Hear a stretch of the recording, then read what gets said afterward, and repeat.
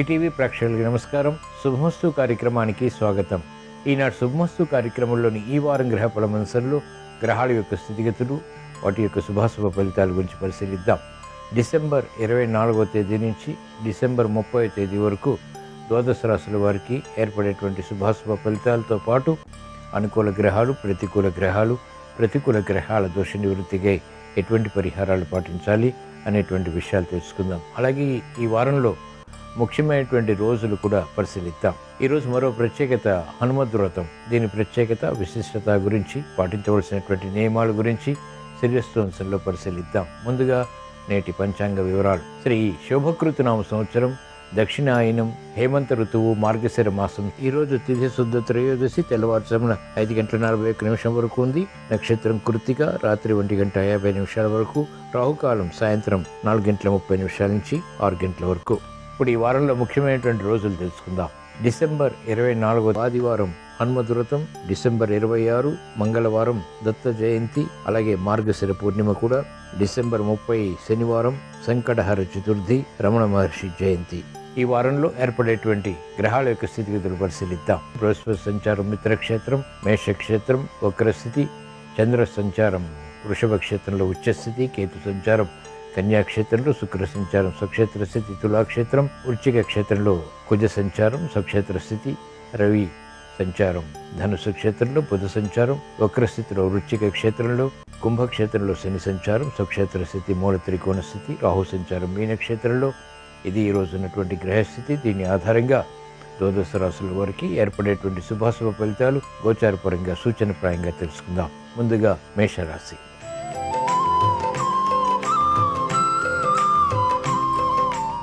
ఈ వారం మేషరాశి వారి ఫలితాలను పరిశీలించినట్లయితే బృహస్పతి సంచారం ప్రతికూలంగా ఉంది.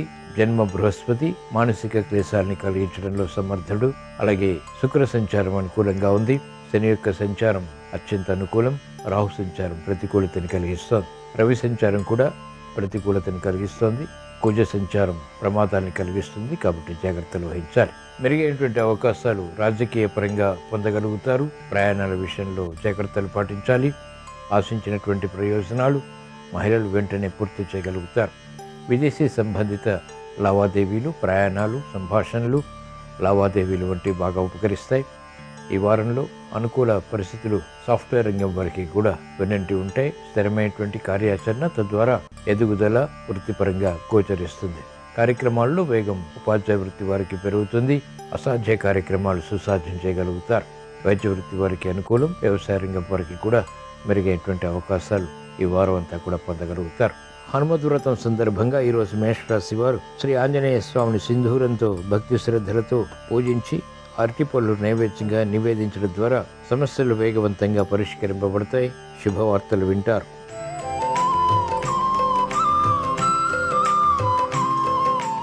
ఈ వారం వృషభ రాశి వారి ఫలితాలను పరిశీలించినట్లయితే రాహు సంచారం అత్యంత అనుకూలంగా ఉంది. ఈ వారం అంతా కూడా శుభాల్ని కలిగిస్తుంది. అపజయాల్ని ఎదుర్కొనేటువంటి శక్తి సామర్థ్యాన్ని కలిగిస్తుంది. పట్టుదలతో కార్యక్రమాలు కొనసాగించగలుగుతారు. రవి యొక్క సంచారం అష్టమ స్థానంలో అవరోధాలని కలిగిస్తుంది. ముఖ్యంగా ఉద్యోగ విషయాల్లో, అలాగే ప్రభుత్వ సంబంధిత కార్యకలాపాల్లో కూడా విరోధాలు కానీ అవరోధాలు కానీ ఎదుర్కోవాల్సి వస్తుంది. కార్యకలాపాల్లో వేగం తగ్గుతుంది. మహిళలు ఆరోగ్య విషయంలో జాగ్రత్తలు పాటించాలి. ఆకస్మిక ప్రతికూల మార్పులు ఆరోగ్యపరంగా చోటు చేసుకునేటువంటి సంఘటనలు ఉంటాయి. విద్యార్థులకి ఆకస్మిక విజయాలుంటాయి. సాఫ్ట్వేర్ రంగం వారికి ప్రతిభ గుర్తింపబడుతుంది. మెరుగైనటువంటి అవకాశాలు వైద్య వృత్తి వారు కూడా పొందగలుగుతారు. న్యాయవాద వృత్తి వారికి ఆకస్మిక ఆదాయం పెరుగుతుంది. అభివృద్ధి కార్యక్రమాలు వ్యవసాయ రంగం వారు కూడా చేపట్టగలుగుతారు. హనుమద్ వ్రతం సందర్భంగా ఈరోజు వృషభ రాశి వారు శ్రీ ఆంజనేయ స్వామిని తమలపాకులతో భక్తి శ్రద్ధలతో పూజించి పానకం, వడపప్పు నైవేద్యంగా నివేదించడం ద్వారా గ్రహ ప్రతికూలతని ఎదుర్కొనేటువంటి శక్తి సామర్థ్యాలు లభిస్తాయి. ఆదాయం పెరుగుతుంది. వ్యయాన్ని నియంత్రించగలుగుతారు.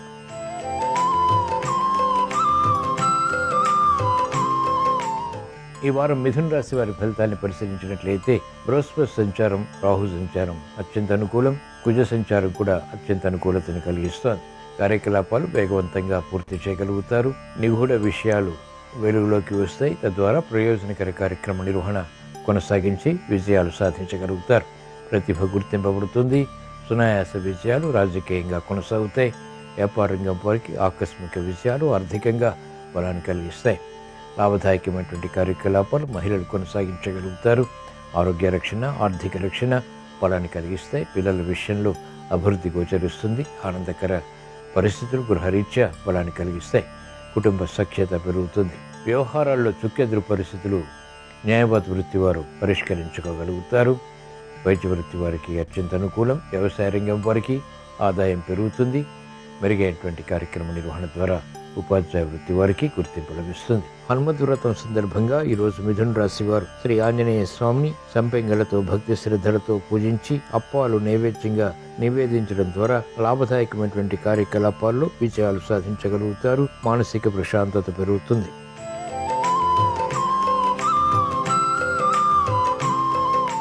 ఈ వారం కర్కాటక రాశి వారి ఫలితాన్ని పరిశీలించినట్లయితే శని యొక్క సంచారం అత్యంత ప్రతికూలంగా ఉంది. అష్టమ శని ప్రభావం ద్వారా అవరోధాలు ఎదురవుతాయి. ఆశాజనకమైనటువంటి వాతావరణం క్రమక్రమంగా దూరం అవుతుంది.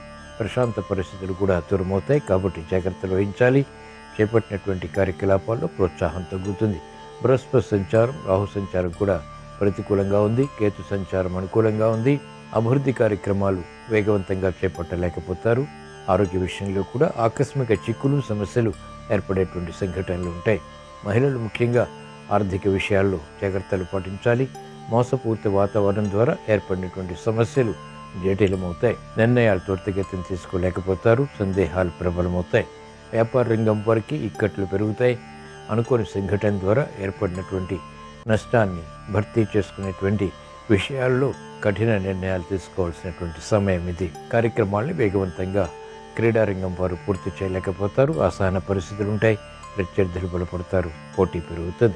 హనుమత్ వ్రతం సందర్భంగా ఈరోజు కర్కాటక రాశి వారు శ్రీ ఆంజనేయ స్వామిని ఎర్రమందారాలతో భక్తి శ్రద్ధలతో పూజించి వడలు నైవేద్యంగా నివేదించడం ద్వారా అష్టమ శని ద్వారా ఇతర గ్రహ ప్రతికూలత ద్వారా ఏర్పడేటువంటి సమస్యలు వేగవంతంగా పరిష్కరింపబడతాయి. మానసిక రుగ్మతలు, శారీరక రుగ్మతలు కనుమరుగవుతాయి.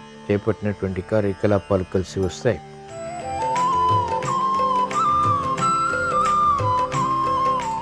ఈ వారం సింహరాశి వారి ఫలితాన్ని పరిశీలించినట్లయితే బృహస్పతి సంచారం అత్యంత అనుకూలంగా ఉంది. చేపట్టినటువంటి కార్యకలాపాలు కలిసి వస్తాయి. గృహ విషయాలు అనుకూలిస్తాయి. ఆనందకర పరిస్థితులు వృత్తి, వ్యాపార, ఉద్యోగ సంబంధిత కార్యకలాపాల్లో వెన్నంటి ఉంటాయి. అదృష్ట సంఘటనల్ని ఆహ్వానించగలుగుతారు. శుభకార్య నిర్వహణలో సామర్థ్యం పెరుగుతుంది. శుభవార్తలు వింటారు. నైపుణ్యాన్ని ప్రదర్శించి తద్వారా విజయాలు కూడా సాధించగలుగుతారు. న్యాయవాద వృత్తి వారికి అత్యంత అనుకూలం. లాభదాయకమైనటువంటి కార్యకలాపాలు వ్యాపార రంగం వారికి కలిసి వస్తాయి. నూతన ఉత్సాహంతో కూడినటువంటి కార్యక్రమ నిర్వహణ విద్యార్థులకు ఉపకరిస్తుంది. విదేశీ విద్యా ప్రయత్నాలు లాభిస్తాయి. వేగవంతమైనటువంటి నిర్ణయాలు మహిళలు తీసుకోగలుగుతారు. ఆర్థిక స్తోమత పెరుగుతుంది. ఆరోగ్య రక్షణ చేకూరుతుంది.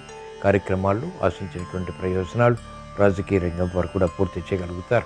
మెరుగైనటువంటి అవకాశాలు ఉపాధ్యాయ వృత్తి వారు పొందగలుగుతారు. వ్యవసాయ రంగం వారికి ఆర్థిక లబ్ధి చేకూరుతుంది. సినీ రంగం వారికి ప్రయోజనాలు సిద్ధిస్తాయి. పునః ప్రయత్నాలు క్రీడా రంగం వారికి లాభిస్తాయి. హనుమత్ వ్రతం సందర్భంగా ఈరోజు సింహరాశి వారు శ్రీ ఆంజనేయ స్వామిని కనకాంబరాలతో భక్తి శ్రద్ధలతో పూజించి క్షీరాన్నం నైవేద్యంగా నివేదించడం ద్వారా శుభవార్తలు వింటారు.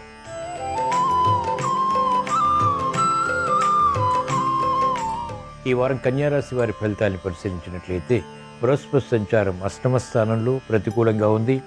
అలాగే అర్ధాష్టమ రవి యొక్క సంచారం కూడా ప్రతికూలతను పెంచుతోంది. శని యొక్క సంచారం అత్యంత అనుకూలం. కుజ సంచారం కూడా అత్యంత అనుకూలం. మానసిక ధైర్యం పెరుగుతుంది. చేపట్టినటువంటి కార్యకలాపాలు పట్టుదలతో కూడినటువంటి కార్యక్రమ నిర్వహణ ద్వారా మాత్రమే పూర్తి చేయగలుగుతారు. సాహసోపేతమైనటువంటి నిర్ణయాలకు ఉపక్రమించగలుగుతారు. క్రీడల్లో లబ్ధి చేకూరుతుంది. వ్యవసాయ రంగం వారికి అత్యంత అనుకూల కాలం. శ్రమకు తగినటువంటి ఫలితం లభిస్తుంది. ఆదాయాన్ని పెంపొందింప చేసుకునేటువంటి మార్గాలు సులభతరమవుతాయి. రాజకీయ రంగం వారికి సాహస నిర్ణయాలు కలిసి వస్తాయి. వృత్తిలో అభివృద్ధి గోచరిస్తుంది. న్యాయవాద వృత్తి వారికి ఆగిపోయినటువంటి కార్యక్రమాలు పునఃప్రారంభించి విజయాలు సాధించగలిగేటువంటి శక్తి లభిస్తుంది.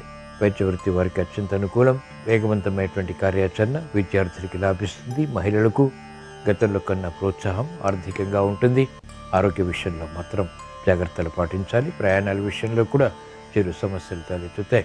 హనుమత్ వ్రతం సందర్భంగా ఈరోజు కన్యారాశి వారు శ్రీ ఆంజనేయ స్వామిని పారిజాతాలతో భక్తి శ్రద్ధలతో పూజించి దద్దోజనం నైవేద్యంగా నివేదించడం ద్వారా ప్రమాదాలు దూరమవుతాయి, ప్రశాంతత పెరుగుతుంది, స్థిరమైనటువంటి విజయాలు సాధించగలుగుతారు.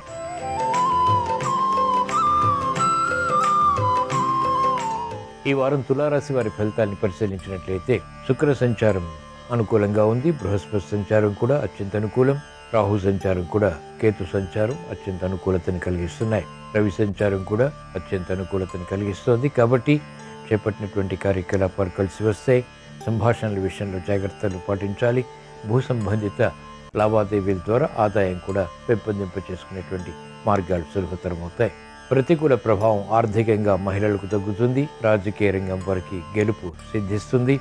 మెరుగైనటువంటి అవకాశాలు, కార్యకలాపాలు రాజకీయ రంగం వారు కొనసాగించగలుగుతారు. వైద్య వృత్తి వారికి వృత్తిలో అభివృద్ధి గోచరిస్తుంది. న్యాయవాద వృత్తి వారికి ఆదాయం పెరుగుతుంది. మంచి నిర్ణయాలు విద్యార్థులకు ఉపకరిస్తాయి. చేపట్టినటువంటి కార్యకలాపాలు ఉపాధ్యాయ వృత్తి వారికి రాణిస్తాయి. హనుమత్ వ్రతం సందర్భంగా ఈరోజు తులారాశి వారు శ్రీ ఆంజనేయ స్వామిని గన్నేరు పూలతో భక్తి శ్రద్ధలతో పూజించి చక్కెర పొంగలి నైవేద్యంగా నివేదించడం ద్వారా శుభ పరిణామాల్ని ఆహ్వానించగలుగుతారు. ప్రతిభ గుర్తింపబడుతుంది.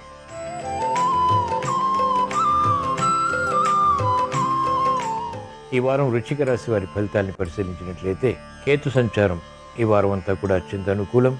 బృహస్పతి సంచారం, రవి సంచారం, కుజ సంచారం ప్రతికూలతని కలిగిస్తున్నాయి. ఆరోగ్య విషయంలో జాగ్రత్తలు పాటించాలి. ఆకస్మిక చిక్కులు, సమస్యలు వృత్తి, వ్యాపార, ఉద్యోగ సంబంధిత కార్యకలాపాలు ఏర్పడినప్పటికీ తిరిగి వాటిని పరిష్కరించుకునేటువంటి సమర్థత కూడా కలిగి ఉంటారు. మెరుగైనటువంటి అవకాశాలు మహిళలకు లభిస్తాయి. అయినప్పటికీ ఆలస్యంగా వాటిని ఆస్వాదించగలుగుతారు. ప్రతిబంధకాలు విద్యార్థులకి తగ్గుతాయి. కోర్టు సంబంధిత వ్యవహారాల్లో న్యాయవాద వృత్తి వారికి చుక్కెదురు పరిస్థితులు ఏర్పడినప్పటికీ పరిష్కరింపబడతాయి. నూతన సమస్యలు వైద్య వృత్తి వారికి వెలుగులోకి వస్తాయి. కార్యకలాపాల్లో వేగం ఉపాధ్యాయ వృత్తి వారికి తగ్గుతుంది. సంబంధ బాంధవ్యాల విషయంలో విద్యార్థులు జాగ్రత్తలు పాటించాలి. హనుమత్ వ్రతం సందర్భంగా ఈరోజు వృశ్చిక రాశి వారు శ్రీ ఆంజనేయ స్వామిని చామంతులతో భక్తి శ్రద్ధలతో పూజించి పాయసం నైవేద్యంగా నివేదించడం ద్వారా శత్రువులపై విజృంభించగలుగుతారు. మిత్రుల ద్వారా లబ్ధి చేకూరుతుంది. ఆదాయాన్ని పెంపొందింప చేసుకునేటువంటి మార్గాలు సులభతరమవుతాయి.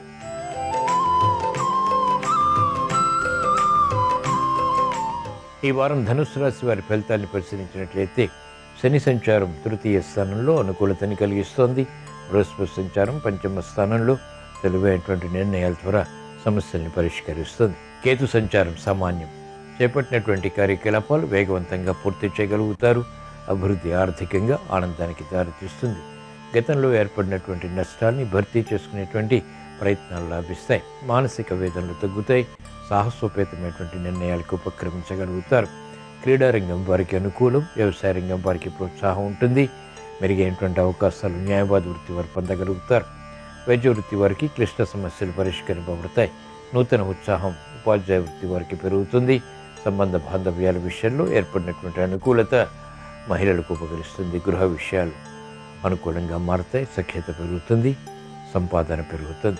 హనుమద్ వ్రతం సందర్భంగా ఈరోజు ధనుస్సు రాశి వారు శ్రీ ఆంజనేయ స్వామిని గులాబీలతో భక్తి శ్రద్ధలతో పూజించి పులిహోర నైవేద్యంగా నివేదించడం ద్వారా శుభ పరిణామాల్ని ఆహ్వానించగలుగుతారు. సంఘంలో గుర్తింపు లభిస్తుంది.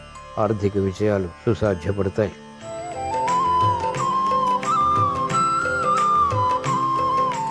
ఈ వారం మకర రాశి వారి ఫలితాన్ని పరిశీలించినట్లయితే ఏలినాటి శని ప్రభావం కొనసాగుతోంది.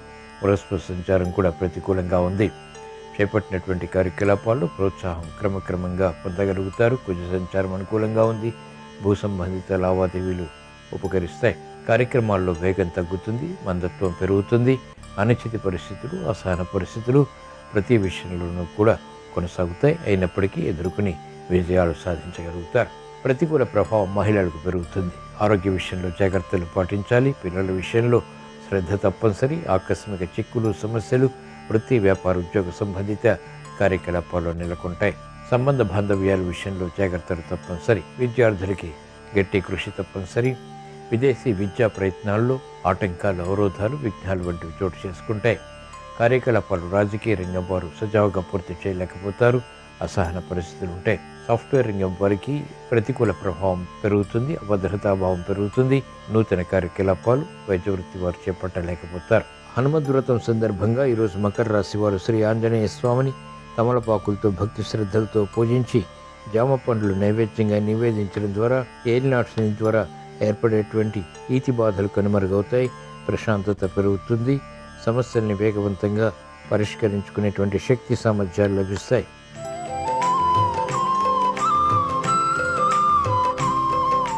ఈ వారం కుంభరాశి వారి ఫలితాన్ని పరిశీలించినట్లయితే బృహస్పతి సంచారం ప్రతికూలంగా ఉంది. రాహు సంచారం, కేతు సంచారం కూడా అత్యంత ప్రతికూలం. చేపట్టినటువంటి కార్యకలాపాల్లో ఆశించినటువంటి ప్రయోజనాలు మెల్లమెల్లగా లభిస్తాయి.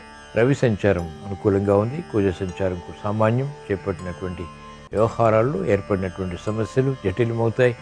అయినప్పటికీ పరిష్కరించుకునేటువంటి విధి విధానాలు మెల్లమెల్లగా కలిసి వస్తాయి. మహిళలు ఆరోగ్య విషయంలో జాగ్రత్తలు పాటించాలి. ఆర్థిక విషయాల్లో మెరుగైనటువంటి అవకాశాలు సద్వినియోగపరచుకోలేకపోతారు. రాజకీయ రంగం వారికి ప్రత్యర్థులు బలపడతారు. క్రీడారంగం వారికి పోటీ పెరుగుతుంది. వైద్య వృత్తి వారికి అసహన పరిస్థితులు ఉంటాయి. న్యాయవాద వృత్తి వారికి ఆదాయం తగ్గుతుంది. చేపట్టినటువంటి కార్యకలాపాలు ఉపాధ్యాయ వృత్తి వారికి వేగవంతంగా అనుకూలించవు. ఆశాజనకమైనటువంటి వాతావరణం సాఫ్ట్వేర్ రంగం వారికి ఉన్నప్పటికీ అనుభవంలో వాటిని ఆచరించలేకపోతారు. హనుమద్ వ్రతం సందర్భంగా ఈరోజు కుంభరాశి వారు శ్రీ ఆంజనేయ స్వామిని తెల్ల చామంతులతో భక్తి శ్రద్ధలతో పూజించి యాపిల్ పండ్లు నైవేద్యంగా నివేదించడం ద్వారా క్లిష్ట సమస్యలు పరిష్కరింపబడతాయి. వేధిస్తున్నటువంటి సమస్యల నుంచి ఉపశమనం లభిస్తుంది. కార్యకలాపాలు వేగవంతంగా పూర్తి చేయగలుగుతారు.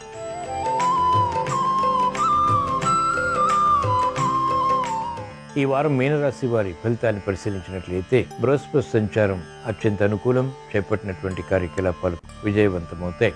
ఏలినాటి శని ప్రభావం కూడా అధికంగా ఉంది. ఆదాయం ఉన్నప్పటికీ వ్యయం కూడా సమాంతరంగా ఉంటుంది. వ్యయాన్ని నియంత్రించలేకపోతారు. అకారణ ఖర్చులు పెరిగేటువంటి సంఘటనలు కూడా ఉంటాయి.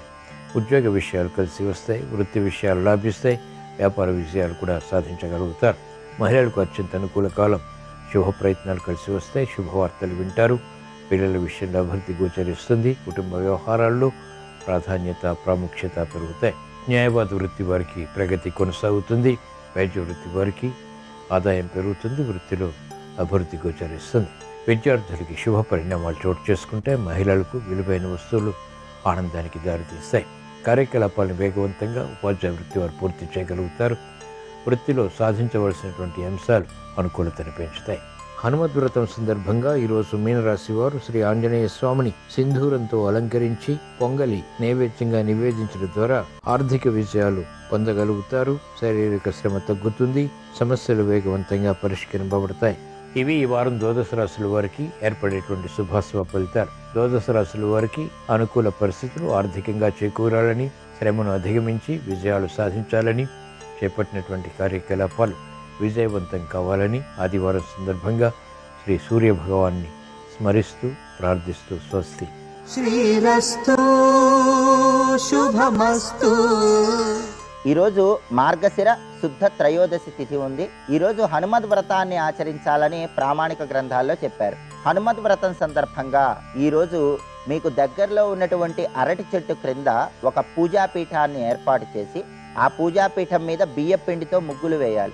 దాని మీద ఆంజనేయ స్వామి చిత్రపటాన్ని ఉంచాలి. ఆంజనేయ స్వామి చిత్రపటానికి సింధూరంలో నువ్వుల నూనె కలిపి ఆ సింధూరం బొట్లు అలంకరించాలి. ఎర్రటి మందార పూల మాలికను ఆంజనేయ స్వామి చిత్రపటానికి అలంకరించాలి.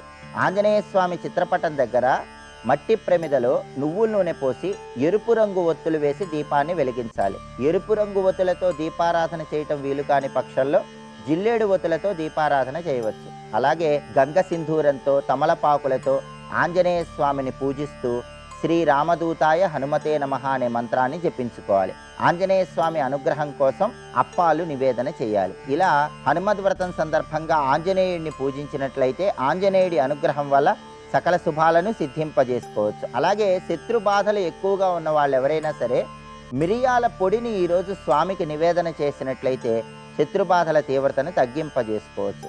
అలాగే ఆర్థిక ఇబ్బందులు ఎక్కువగా ఉన్నవాళ్ళు ఈరోజు ఆంజనేయ స్వామిని జిల్లేడు పూలతో పూజించడం ద్వారా ఆర్థిక ఇబ్బందుల నుంచి త్వరగా బయటపడవచ్చు. అలాగే అపమృత్యు దోషాలు ఉన్న వాళ్ళు అపమృత్యు దోషాలు తొలగింపజేసుకోవటానికి, దీర్ఘాయుర్దాయాన్ని సిద్ధింపజేసుకోవటానికి ఈరోజు ఆంజనేయ స్వామిని మల్లెపూలతో పూజించాలి. అలాగే ఆంజనేయ స్వామిని పూజించిన తర్వాత ఈరోజు గృహంలో సుందరకాండ పారాయణ చేసుకున్నట్లయితే విశేషంగా ఆంజనేయుడి అనుగ్రహానికి పాత్రలు కావచ్చు. ఈరోజు హనుమల్ లాంగూల స్తోత్రాన్ని చదివినా విన్నా ఆంజనేయుడి అనుగ్రహం వల్ల మానసిక ధైర్యాన్ని స్థైర్యాన్ని పెంపొందింపజేసుకోవచ్చు.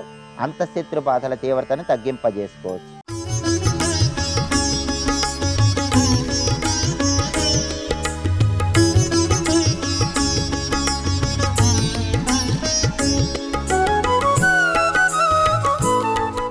శుభమస్తు కార్యక్రమంలో గృహబలం అంశానికి స్వాగతం. ఈరోజు హనుమద్వతం. ప్రతి ఇంట్లో కూడాను హనుమంతుల వారిని త్రికరణ శుద్ధితో పూజించటం వలన ఆయన సర్వవిధ సంపత్తులను ధైర్యాన్ని మనకు ప్రసాదిస్తాడు అని శాస్త్రం. ఈ వ్రతాల వెనకాల దాగిన పరమార్థం మానసిక శాంతిని మనకు ప్రసాదిస్తుంది. మనం అనుకున్న పనులు అనుకున్నట్టు నెరవేరటానికి మనోజవం మారుతతుల్య వేగం అన్న చందంగా హనుమంతుల వారిని మనం మనస్ఫూర్తిగా ఈ రోజున పూజించాలి. ఇంటిలో అందరూ కూడాను కలిసి హనుమత్ బడపాలన స్తోత్ర పఠనం కానివ్వండి, హనుమాన్ చాలీసా పఠనం కానీ చక్కగా గనక పఠించినట్లయితే సర్వ విధములా కూడాను శ్రేయోదాయకవంతమైనటువంటి అనుకూల శక్తులు మీ గృహంలోకి ప్రవేశిస్తాయి. శ్రీరామ జయం అని చెప్పేసి సింహద్వారం పైభాగాన గనక చక్కగా లిఖించినట్లయితే రామ అనే 2 అక్షరాల్లో దాగిన అద్భుతవంతమైన శక్తి పుంజం మీ గృహాన్ని ఎల్లవేళలా కూడాను సంరక్షిస్తుంది సుమా అంటోంది శాస్త్రం. అందుకే రామాయ నమః అనేటువంటి చక్కటి యోగవంతమైనటువంటి అక్షరాలను మీ యొక్క సింహద్వారం పై భాగాన లిఖించండి, లేక చక్కగా అలంకరించండి. మీ యొక్క సింహద్వారానికి 2 వైపులా కూడాను చక్కగా శ్రీరామ జయరామ జయ జయ రామ అని చెప్పేసి కూడాను మీరు లిఖించడం వల్ల సర్వ విధాల శ్రేయోదాయకవంతమైనటువంటి హనుమంతుని యొక్క దివ్యవంతమైన ఆశీస్సులు మీ గృహానికి ప్రతిక్షణం కూడాను ఉండి తీరుతాయి సుమా అంటోంది శాస్త్రం. అందుకనే సింధూరం అనేటువంటిది హనుమంతుల వారికి చాలా ప్రీతికరం. ఈ రోజున మీరు దేవాలయానికి వెళ్ళి సింధూరాన్ని స్వామికి సమర్పించండి. అలాగే ఆకు పూజ అనేటువంటిది ఒక్క ఆంజనేయ స్వామి వారికి ఎక్కువగా నిర్వహిస్తాం కాబట్టి ఆకు పూజతో మన్య సూక్త పారాయణం ఆచరించడం వల్ల కూడాను విజయసిద్ధిని సాధించడానికి ఎక్కువ ఆస్కారం ఉంటుంది.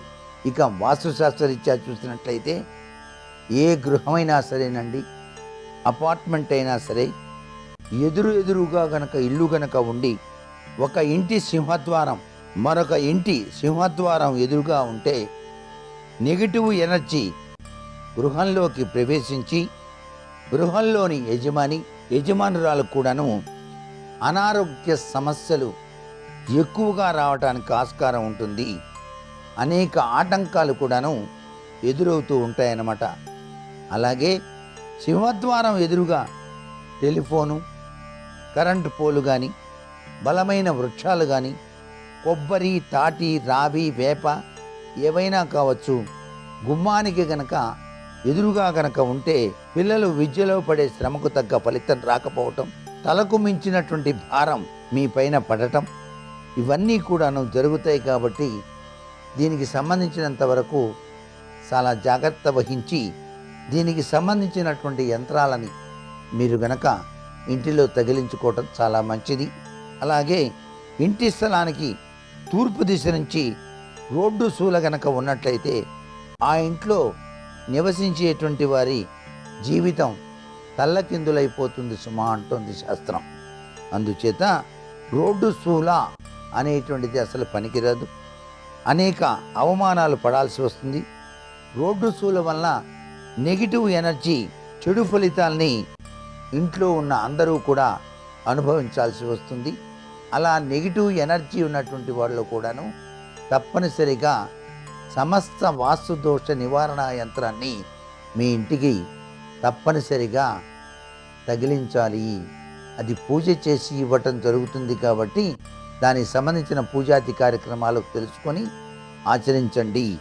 అలాగే స్థలానికి కానీ లేదా గృహానికి కానీ రోడ్డు సూల కనుక ఉన్నట్లయితే ఆ ఇంట్లో నివసించేటువంటి వాళ్ళందరూ కూడా కోపోద్రేకులై ఉంటారు. ప్రతి విషయంలోనూ కోపావేశాలు ఉంటాయి. ఉద్రేకాలకు లోనవుతారు. అనవసరమైన సమస్యల్లో ఇరుక్కోవటం కూడా జరుగుతుంది. కాబట్టి ఇటువంటివన్నీ కూడా రాకుండా మీరు తగినటువంటి సూత్ర ప్రాతిపదికల్ని వాస్తుశాస్త్రరీత్యా మీరు పాటించాల్సి ఉంటుంది. దీనికి సంబంధించినటువంటి విధి విధానంలో మీ ఇంట్లోకి నెగిటివ్ ఎనర్జీ రాకుండా పాజిటివ్ ఎనర్జీ గృహంలోకి వచ్చేటట్టుగా సకల అరిష్టాల్ని పోగొట్టుకునే విధంగా copper brass rods anti negative ఎనర్జీగా పనిచేస్తాయి. కాబట్టి వీటిని మీరు తెలుసుకొని ఉపయోగించడం వల్ల కూడాను సత్ఫలితాన్ని సాధించుకోవడానికి ఆస్కారం ఎక్కువగా ఉంటుంది సుమా అంటోంది శాస్త్రం. అలాగే దక్షిణ ఆగ్నేయ దిశ స్థలంలో కానీ గృహంలో కానీ రోడ్డు సూల కనుక ఉన్నట్లయితే యజమాని తప్పనిసరిగా అనేక కష్టాలకు గురవుతాడు. కాబట్టి అనేక కష్టాల విషవలయంలో కొట్టుమిట్టాడటం కన్నా దాని యొక్క ప్రభావం నుంచి బయటపడటానికి తప్పనిసరిగా ఆగ్నేయ దిశలో సుదర్శన యంత్రము అని చెప్పేసి ఉంటుంది. ఆ యంత్రాన్ని కనుక మీరు గోడకి చక్కగా అమర్చినట్లయితే ఆ ప్రభావం నుంచి మీరు బయటపడటానికి ఆస్కారం ఉంటుంది. ఇంటి స్థలానికి తూర్పు దిశ నుంచి రోడ్డు శీల గనక ఉంటే ఆ ఇంట్లో నివసించే వారి జీవితం తల్లకిందులైపోతుంది. అనేక అనుమానాలు చోటవుతాయి. రోడ్డు శూల వల్ల నెగిటివ్ ఎనర్జీ, ఈ విధమైన చెడు ఫలితాల వలన మానసిక అశాంతి వస్తుంది. కాబట్టి వీటన్నిటినీ తొలగించుకోవడానికి కూడాను క్రిస్టల్తో చేసినటువంటి పిరమిడ్ అనేటువంటిది గనక మీరు గనక వినియోగించినట్లయితే దాని యొక్క ప్రభావం నుంచి బయటపడటానికి ఆస్కారం ఎక్కువగా ఉంటుంది. ప్రతి ఇంట్లోనూ కూడాను మనకు తెలియకుండా అతీంద్రియమైనటువంటి ఒక దుష్ట శక్తులు గనక మిమ్మల్ని వేధిస్తూ ఉన్నట్లయితే, అంటే దుష్కర్మ ప్రభావ రీత్యా వేధిస్తూ ఉన్నట్లయితే, దుష్కర్మ నివారణ తత్వం రీత్యా మీరు స్నానం చేసేటువంటి నీటిలో ఆ దుష్కర్మ చూర్ణం అని ఉంటుంది. పూజ చేసినటువంటి చూర్ణాలు, ఆ చూర్ణాన్ని కొద్దిగా వేసుకొని మీరు స్నానం ఆచరించినా కూడాను ఆ దుష్కర్మ ప్రభావం నుంచి మీరు బయలుపడి అనేక రంగాలలో అభివృద్ధిని సాధించడానికి కూడా ఆస్కారం ఉంటుంది.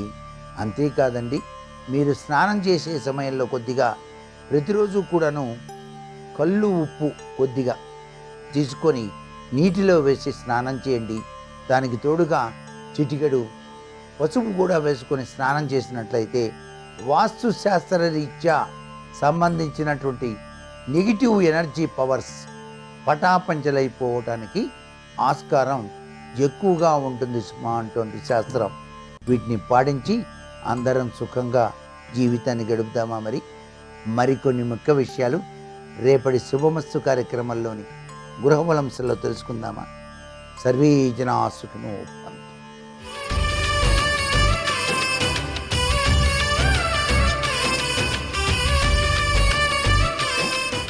శుభోదయం. శుభమస్తు కార్యక్రమంలో ఆనందయోగం అనే అంశానికి స్వాగతం. శ్రీరామాయణమంతా మనం పరిశీలన చేస్తే నిరంతరం ఆనందంగా ఉన్నవారు ఎవరైనా ఉన్నారా అంటే ఒకే ఒక్కరు, వారు ఆంజనేయుల వారు. ఇతర అన్ని పాత్రలను మనం పాత్రోచితంగా కావ్య దృష్టితో ఆలంకారిక లక్షణంతో పరిశీలన చేస్తే ప్రతి పాత్ర కూడా సందర్భాన్ని, సన్నివేశాన్ని, సమయాన్ని, అనుకూలతలను దృష్టిలో పెట్టుకొని దుఃఖించడం, ఆనందంగా ఉండడం, రెండు దోషాలను, రెండు గుణాలను, రెండు ప్రదర్శనలను చేస్తూ ఉంటుంది. ఇవి రెండు దోషాలే. అతిగా ఆనందంగా ఉండడం కూడా దోషమే. నవ్వులు నువ్వులవుతాయి అంటారు మన వాళ్ళు. అతిగా విషాదంగా ఉండడం కూడా దోషమే. నిరాశ, నిస్పృహ ఆవరిస్తాయి. అతి సర్వత్ర వచ్చేది. శ్రీరామాయణంలో ఉన్నటువంటి ఈ రాముడు, లక్ష్మణుడు, శత్రుఘ్నుడు, భరతుడు ఏ పాత్ర స్వీకరించినా సీతాదేవి, ఆంజనేయుడితో పాటుగా ఉండే ఇతర పాత్రలు అంటే జాంబవంతుడు, వాలి, సుగ్రీవుడు, రావణుడు, విభీషణుడు, కుంభకర్ణుడు, ఇంద్రజిత్తు, మండోదరి ఏ పాత్ర స్వీకరించినా సమయానుకూలంగా ఇబ్బందుల పాలవుతున్నట్లుగా ఉంటారు. కానీ ఆంజనేయుడు మాత్రమే సదా ఆనందంగా ఉండే దైవం.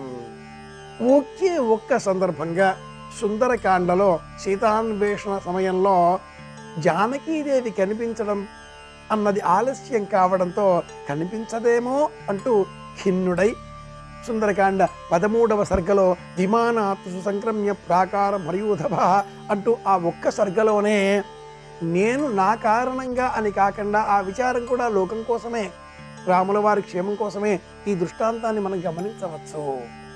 ఎప్పుడూ ఆనందంగా ఉండే ఆ ఆంజనేయుల వారికి సంబంధించి మార్గశీర్ష మాసంలో శుక్లపక్షంలో త్రయోదశి నాడు ఒక వ్రతం ఉంది. ఆ వ్రతం పేరు హనుమద్ వ్రతం.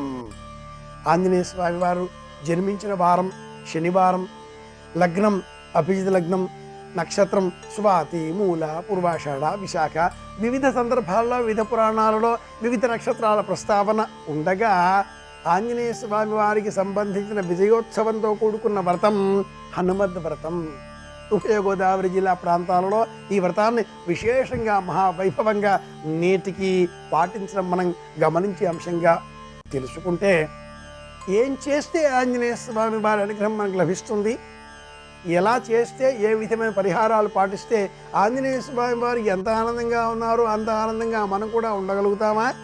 పంపానది సరోవర తీరంలో బ్రహ్మచారి వేషంలో తొలిసారిగా ఆంజనేయ స్వామి వారు రామచంద్రులకు కనిపించగా వారు పేరు పెట్టి పిలిచారు. ఆంజనేయ స్వామి వారు పరమానంద భరితుడు అయ్యాడు. అలా ఆ నవ్వుతూ ఉన్న ఆ ఆంజనేయ స్వామి వారి వదనారవిందం చివరి వరకు అలాగే ఉండడం ఒక ప్రత్యేకంగా మనం గమనించవచ్చు.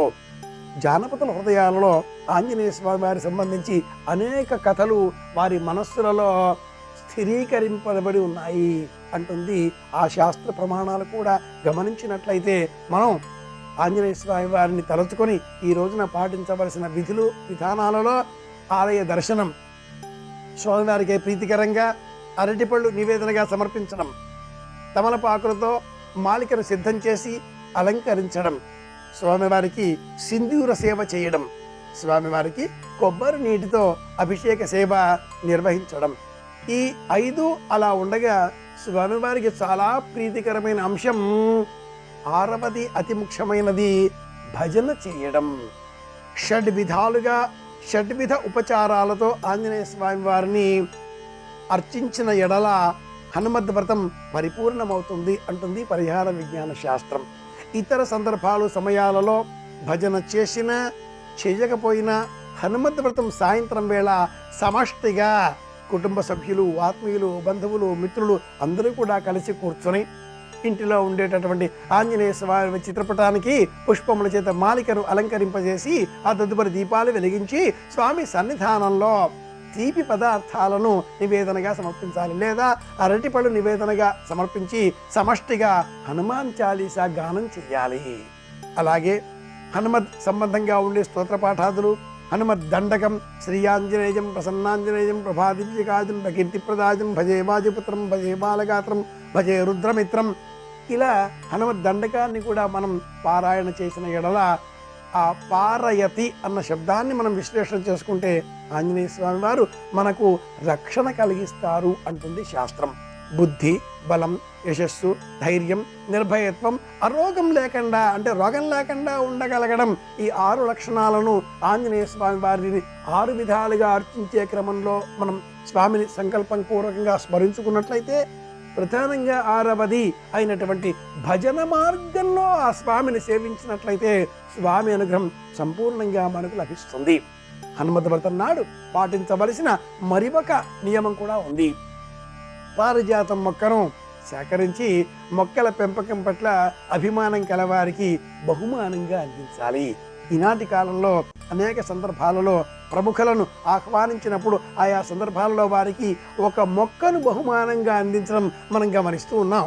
తులసి మొక్క కావచ్చు, మందార మొక్క కావచ్చు, పువ్వులు అందించే మొక్కలు కావచ్చు, విశేషంగా ఔషధ విలువల గల మొక్కలు కావచ్చు, ఆ మొక్కను అందించే తరుణంలో ఆ మొక్క ప్రాశస్త్యాన్ని సభికులకు 1 నిమిషం పాటు ఎవరైనా కేవలం ఛాయాచిత్రాల కోసమే అలా బహుమానంగా అందించడం అని కాకుండా ఆ మొక్క పేరును సభికులకు తెలియజేసి ఆ మొక్క వల్ల కలిగేటటువంటి ప్రయోజనాలను కూడా ఎక్కడో ఒక సందర్భంగా అంతమంది మాట్లాడే ఆ వక్తలలో ఎవరైనా ఆ మొక్క గురించి కాసింత విశేషంగా తెలియజేసినట్లయితే సభికులందరిలో కూడా ఆయా మొక్కల పట్ల లేక మొక్కల పెంపకం పట్ల అభిరుచి పెరుగుతుంది. వ్రతాలు, పూజలు, అలాగే అర్చనలు, నియమాలు, పండుగలు అన్ని సందర్భాలలో కూడా పరమాత్ముని మనం విశేషంగా పత్రం పుష్పం ఫలంతోయం అంటూ పువ్వులతో, పత్రాలతో, పుష్పాలతో పూజించే తరుణంలో ఉండే అంతరార్థం ఏమిటి అంటే అవన్నీ అందించేదేమిటి? మొక్క. పరోపకారార్థమిదం అన్నట్లుగా ఆ మొక్క పుష్పాలు, ఫలాలను మనకు అందిస్తుంది. అలా ఆ మొక్క గురించిన ప్రస్తావన చేస్తే ఆ వ్రతం పరిపూర్ణంగా మనం చేసినట్లే అంటుంది పరిహార విజ్ఞాన శాస్త్రం. ఆంజనేయ స్వామి వారికి సంబంధించి హనుమద్ వ్రతం. ఈ సందర్భంగా పారిజాత తరుమూల వాసనం భావయామి పవమాన నందనం. పారిజాత మొక్కను కూడా పెంచి పోషించే ప్రయత్నం చేద్దాం. ఆ మొక్క ఉనికిని కాపాడుకుందాం, అందరికీ తెలియజేద్దాం. మళ్ళీ రేపు కలుసుకుందాం. శుభమస్తు.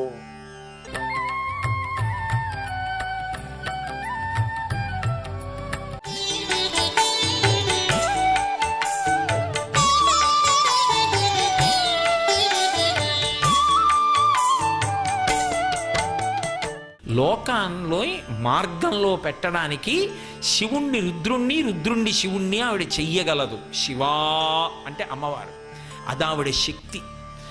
తల్లిగా జగత్తునంతటినీ శివుడి చేత దెబ్బ కొట్టించి దారిలో పెడుతుంది.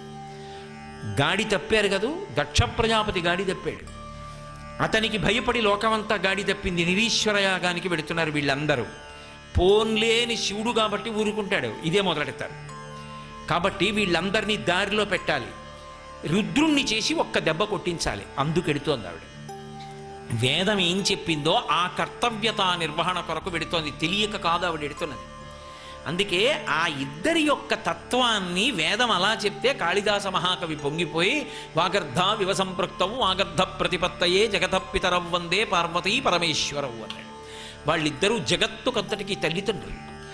అందుకే ఆ తల్లి తిన్నగా దక్ష ప్రజాపతి యాగానికి వెళ్ళింది. పరమశివుడు వెంటనే తన ప్రమదగణాలని పిలిచి ఆవిడ స్థాయికి ఎక్కడ తక్కువ కాకూడదు, కాబట్టి మీ అందరూ కూడా అనుగమించి వెళ్ళండి. వెళ్ళి వెనక ఛత్రం పట్టండి, ఆవిడ కట్టుకోవలసిన చీనాంబరాలు, పెట్టుకోవలసినటువంటి నగలు, పెట్టెలతో అన్నీ పట్టుకుని వెళ్ళండి, క్షేమంగా తీసుకెళ్ళి క్షేమంగా తీసుకురండి అని పంపించాడు. ప్రమదగణాలన్నీ ఆవిడ వెంట బయలుదేరాయి. వెళ్ళి వాహనం దిగి లోపలికెళ్ళింది. చనుదించిన అమ్మగువను జననియు సోదరులు తక్క దక్షుని భయము వలన ఆ సభలోని జనులొక్కరైనను పలకరింప రైతి మహాత్మా. ఒక్క తల్లి మాత్రం, తల్లే కదూ, అమ్మ మాత్రం గబగబా పైకొచ్చి అమ్మా వచ్చావే, నువ్వు రాకపోతే చిన్నపోయింది రా అంది. కానీ ఆవిడ చిన్నబుచ్చుకుంది. ఎందుకని? భర్త పిలవలేదు, కోపం పెట్టుకుని చేస్తున్నాడు ఆ యాగం. తన భర్త తనకెంతో, ఆమె భర్త ఆమెకంత కాదు. ఆ పిల్ల కళ్ళమ్మని నీళ్ళు ఎట్టుకుంటే ఈవిడ తట్టుకోగలదా? అందుకని ఆవిడ బాధ. అన్నదమ్ములు వచ్చారు, ఎంతైనా తోడ పుట్టిన వాళ్ళు కదూ, వాళ్ళు వచ్చారు. రామ్మ దాక్షాయిని అన్నారు. సభలో అంతమంది ఉంటే ఒక్కడు శివుని ఇల్లాలు అమ్మవారు వచ్చిందని అన్నవాడు లేడు. ఆవిడ లోపలికి వెళ్ళలేదు. వెళ్లకుండా తిన్నగా యజ్ఞశాల దగ్గరికి వెళ్ళి దక్ష ప్రజాపతి దగ్గర నించుని ఆవిడ ప్రశ్న చేసింది. పరగ చితాస్తి భస్మ రుకపాల జటాధురుడున్ పరేత భూచరుండని శర్వునమంగళుగా తలంపరెవ్వరున్ ఒక్క నీవు తప్ప మరి ఆ మహాత్ము చరణ సరోజ లేశములన్ సమ్మతి దల్పరే మస్తకంబులన్ అని అడిగింది.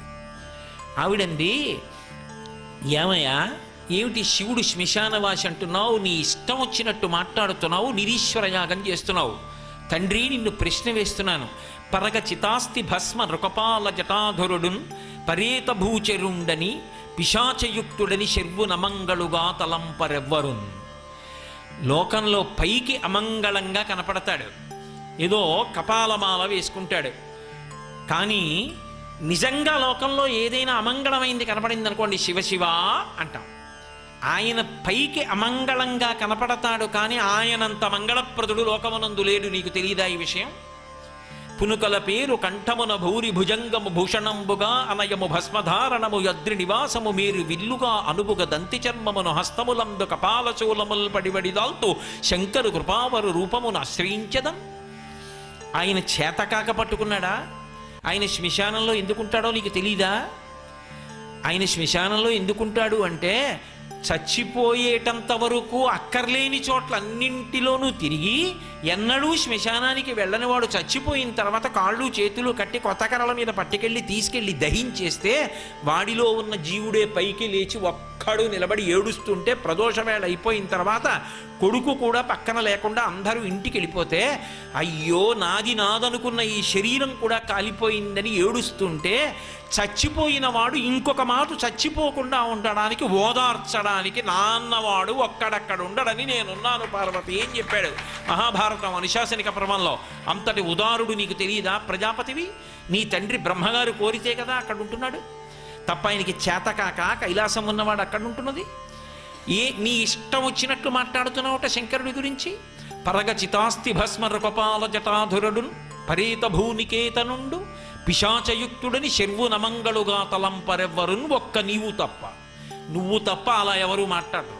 ఆ సరోజ గర్భుడు ఆ మహాత్ము చరణ సరోజ లేశములన్ సమ్మతి దల్పరే మస్తకంబులన్.